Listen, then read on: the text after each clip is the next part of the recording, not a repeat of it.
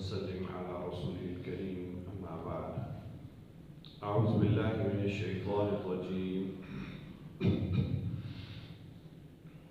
بسم الله الرحمن الرحيم قال فمن ربكما يا موسى قال ربنا الذي أعطى كل شيء خلقه ثم هدى قال فما بال القرون الأولى قال علمها عند ربي في كتاب لا يضل ربي ولا ينسى صدق الله العظيم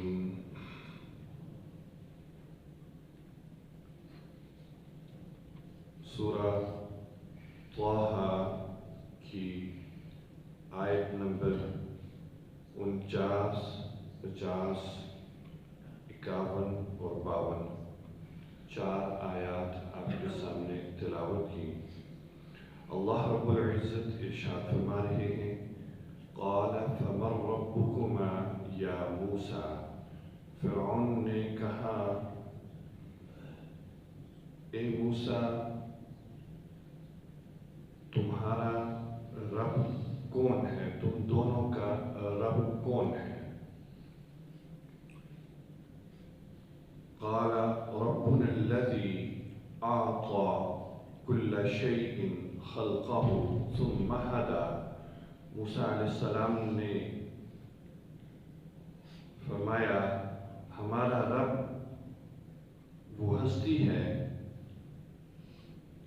الذي أعطى كل شيء خلقه، کہ جس نے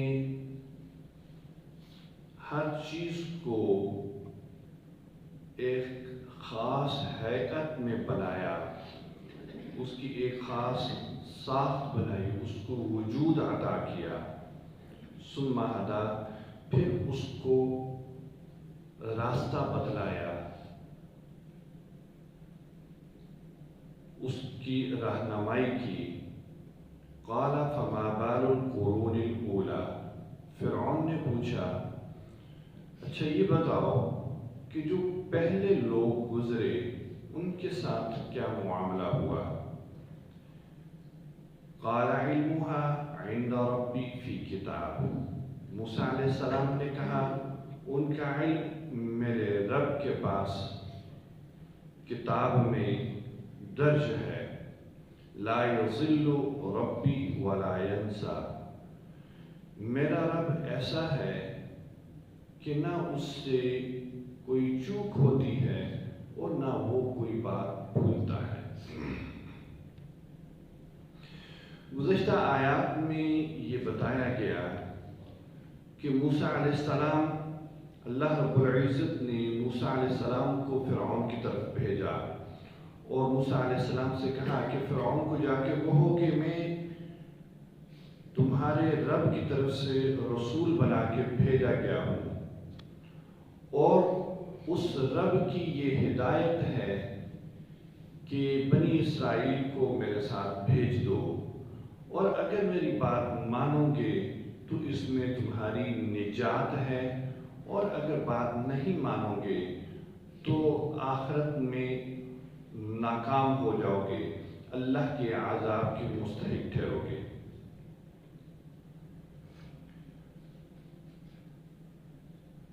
مصر میں جو فرعون اور اس کے لوگ تھے وہ بہت سے بتوں کی پوجا کرتے تھے،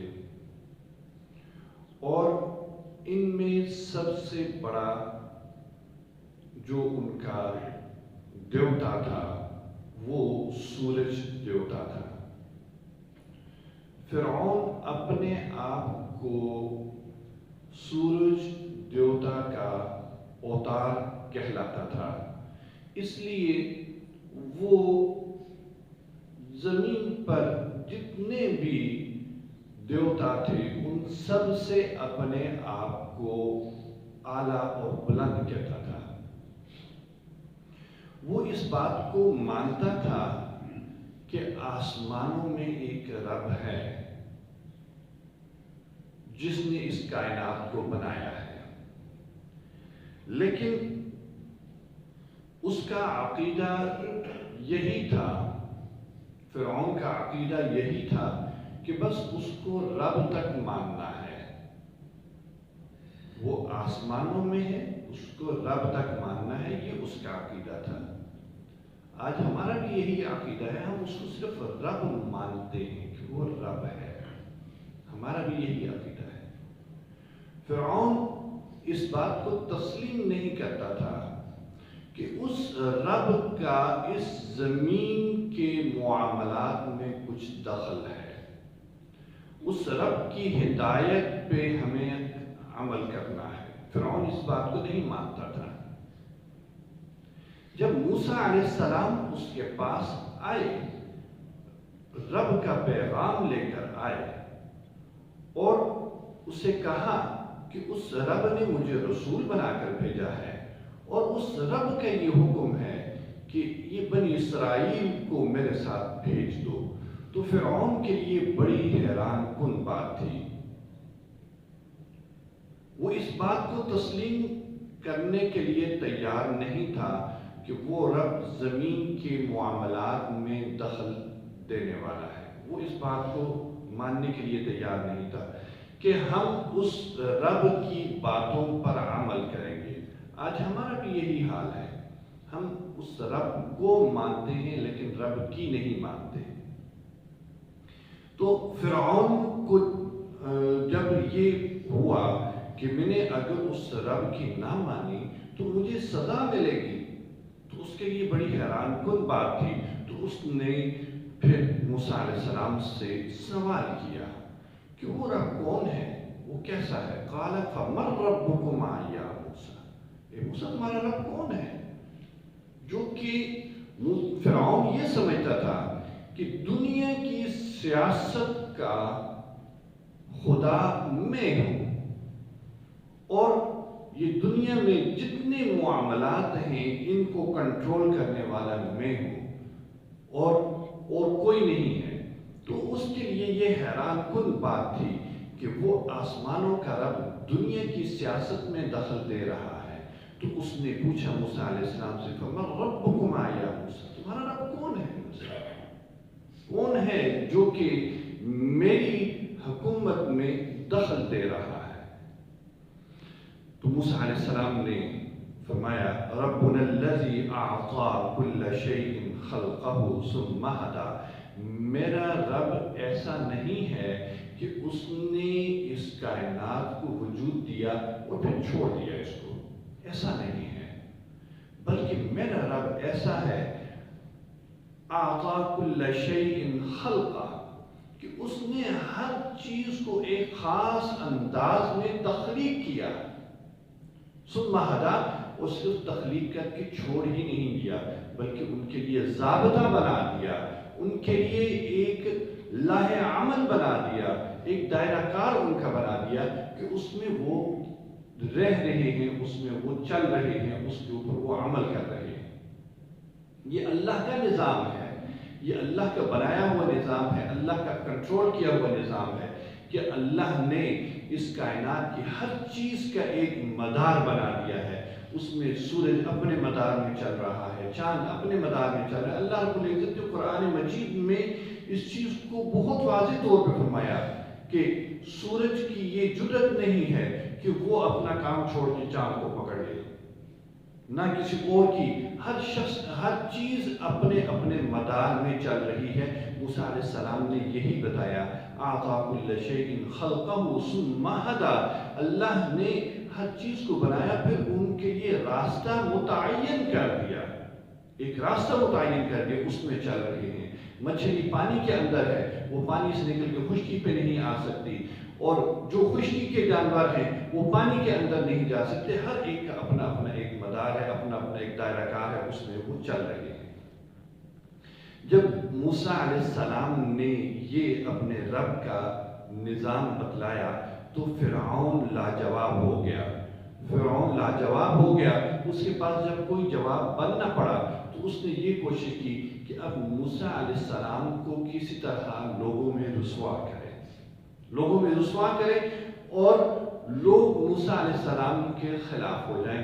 تو فرعون نے ایک اور سوال کیا موسیٰ علیہ السلام پر، فما بال القرون الاولی، جو پہلے لوگ تھے ان کے بارے میں بتاؤ، ان کا کیا طریقہ تھا، کیا وہ جس راستے پہ چل رہے تھے وہ صحیح تھے یا غلط تھا؟ اگر وہ غلط تھا تو ان کا کیا انجام ہوا؟ اب آگے ان کا کیا انجام ہوا؟ تو موسیٰ علیہ السلام اگر یہ کہہ دیتے کہ نہیں وہ لوگ سارے غلط راستے پہ چل رہے تھے، وہ جہنمی تھے، وہ جہنمی ہے سب کے ساتھ، تو سارے لوگ موسیٰ علیہ السلام کے خلاف ہو جاتے. تو موسیٰ علیہ السلام نے بڑی حکمت سے اس کا جواب دیا. فرعون نے پوچھا فما بال القرون الاولی، جو پہلے لوگ تھے ان کے ساتھ کیا معاملہ ہوا، ان کا جو طریقہ تھا اس کے مطابق ان کے ساتھ کیا معاملہ ہوا؟ موسیٰ علیہ السلام نے یہ کہا تھا کہ اگر میری بات نہیں مانو گے تو اللہ کے عذاب میں مبتلا ہوگے. تو فرعون نے کہا کہ وہ جو پہلے لوگ تھے ان کا بھی تو یہی طریقہ تھا جو میرا طریقہ ہے، تو پھر ان کے ساتھ کیا معاملہ ہوا؟ اگر موسیٰ علیہ السلام کہہ دیتے کہ وہ عذاب میں مبتلا ہیں تو لوگوں کا دل برا ہو جاتا. تو موسیٰ علیہ السلام نے فرمایا قال علمها عند ربی فی کتاب. موسیٰ علیہ السلام نے اپنے اوپر اس بات کو لیا ہی نہیں. موسیٰ علیہ السلام نے فرمایا ان کا علم میرے رب کے پاس ہے، وہ اس نے ان کے بارے میں کتاب میں درج کیا ہوا ہے. ایک کتاب ہے جس میں ان سب کے حالات درج ہیں. لا یضل ربی ولا ینسا، اور وہ میرا رب ایسا ہے کہ اس سے کوئی غلطی نہیں ہو سکتی. وہ نہ کسی کے ساتھ زیادتی کرے گا، نہ کوئی اس سے بچ کے جا سکے گا. اللہ تعالیٰ ہمیں قرآن مجید میں